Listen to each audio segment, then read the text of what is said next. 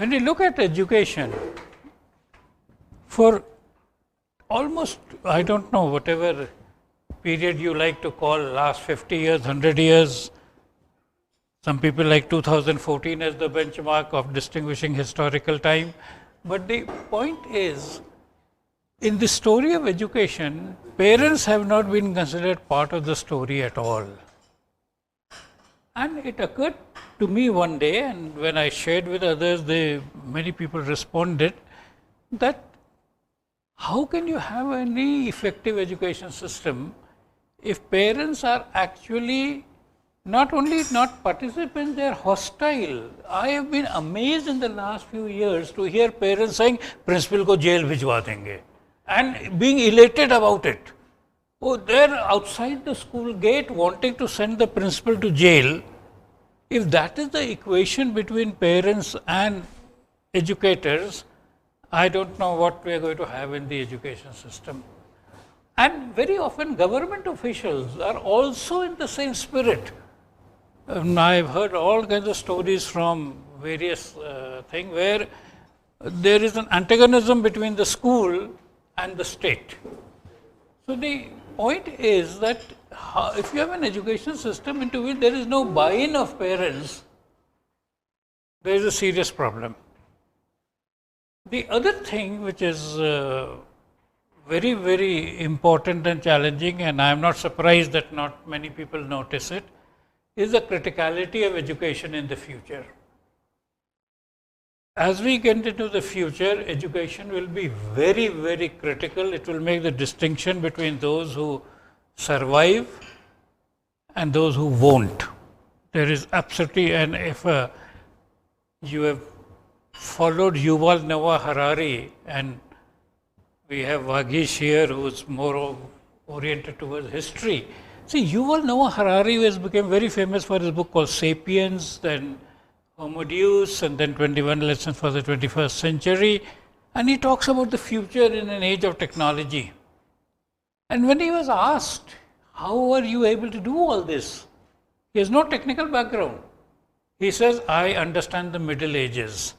And because I understand the Middle Ages, I can tell you what is going to happen in the future.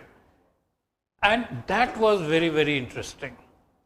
But one of the things which he has said, which very few people have really noticed, is that we are on the verge of an emergence of a useless class. And he says the emergence of the useless, just as industrialization led to something called the working class, he says this age of automation, and all of you have now seen ChatGPT and ChatGPT 4, is going to lead to an emergence of the useless class. And he says the useless class is that what they know is of no use, and what can be useful they are not capable of learning. And this is why education becomes even more important and critical. So I decided to address the topic, and because this is an event which I control, I thought some time back that we'll have the special event on this. And fortunately, talking informally, I've got two very, very illustrious speakers for our event. So we'll begin with Ritika Subhash, who's my contact with her was as a promoter of teaching maths from some company called Manga High and so on and so forth. And now she is doing educating parents in a greater sense. She is also participating as a more recent parent. I have now come to the stage of being a grandparent rather than a mere parent, and son. And then we have Ramesh Sharma, who is again evangelizing technology and education. So she will be talking about a title that what is worth learning, and what is truly worth learning. And Ramesh Sharma will be talking about another very, very important emergent topic: how should parents deal with ChatGPT?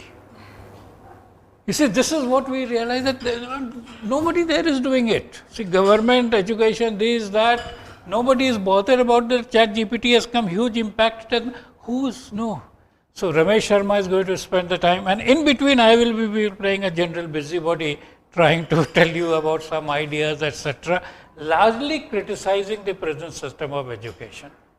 And I have one want to say that before I give it to Ritika, but so I am a great critic of the present education system. And I but sound like a conspiracy theorist, but I want to share with you, and I have my fully confirmed opinion. The education system has not been created for you to learn. It has been created to you to deny the possibility of learning. Authorities are extremely worried that if people are allowed to be on their own, they will end up learning. And they will end up learning things which are more important than what they are teaching. And I can't help. I spent a long time with Indira Gandhi Open University, and we were all sympathizers of Eklavya, because Eklavya was denied education by Dronacharya. And I'd like to share this story, and maybe I've said this before, but this is my own creativity. It is said that Dronacharya took away the thumb of Eklavya because he felt that Eklavya has learnt archery better than his student Arjun. And I have speculated as to how could he know that. He did not give any exam in which Arjun scored 80 and Eklavya scored 90. So how did Dronacharya realize that Eklavya has actually learnt more than Arjun? So I have my own concocted story on this. That the story goes that a dog was barking, and so dog was barking, and Eklavya put arrows in the mouth. Now the point is, in Dronacharya curriculum, as an archer, you were taught to send the arrow to kill the person, whatever is the object, right? So go there, penetrate, so that the heart or whatever goes there. But what Eklavya had done was that he had stuffed the dog's mouth with arrows, but there was no blood there, and he did not kill the dog. That means he knew that he can calculate the velocity at the end of the trajectory of the arrow to be 0, so that it doesn't hurt the dog. And Dronacharya had not taught this to Arjuna, or maybe Dronacharya himself didn't know it, whatever. So he realized. I draw this analogy to say that this proves that people who learn on their own are actually better than the ones who are formally taught. And the government does not want any such thing to happen. So they passed in 2010 an act for compulsory education. One day it occurred to them, and I am very serious on this privately. It's a conspiracy. See, the moment internet came and MOOCs had come, government realized that हमारा तो university से संबंध होने वाला है. There is nobody who is going to, and if you know, even the poorest people were sending their children to private schools and not to government school. And therefore the government realized that if we want the government school to survive, education thing to survive, you have to make it compulsory. And have you seen the title of that act? Have you ever seen a more ridiculous title? The right to free and compulsory education. Right to compulsory education, कभी सुना है, कुछ समझ में आता है ये? Does it make sense? The act is called right to compulsory education. It is because that education department can be kept alive, and I have no hesitation in saying it is a den of corruption. Do you know how much money was generated in education after the RTA? Every state, and I can say as close as can be, UP, Bihar, every state chief minister was in jail because of recruitment scam. And there is no question, and I can say I know it as first hand as is possible, that states like UP, Bihar appointed lakhs of teachers, charging them lakhs of rupees per person after the passing of this act. And when I was a bit sympathetic to some of people I knew in Bihar, I said, school teacher की नौकरी के लिए आपको इतना पैसा देना पड़ा? कि सर आप परेशान क्यों हैं? उससे दूना तो दहेज में मिल गया. आप क्यों परेशान है? जैसे वो लेटर दिखाया उससे दूना तो दहेज में मिल गया. So, but that is all nice, but you can imagine the education that is being given. So parents have to be enlightened. Parents have to be able to understand that this is not for their own good. And what they should be doing is what they have to be aware of and to some extent empowered to. And that's why it is very interesting that Ritika's topic is what is really worth learning. Because what government is teaching is by no means worth learning.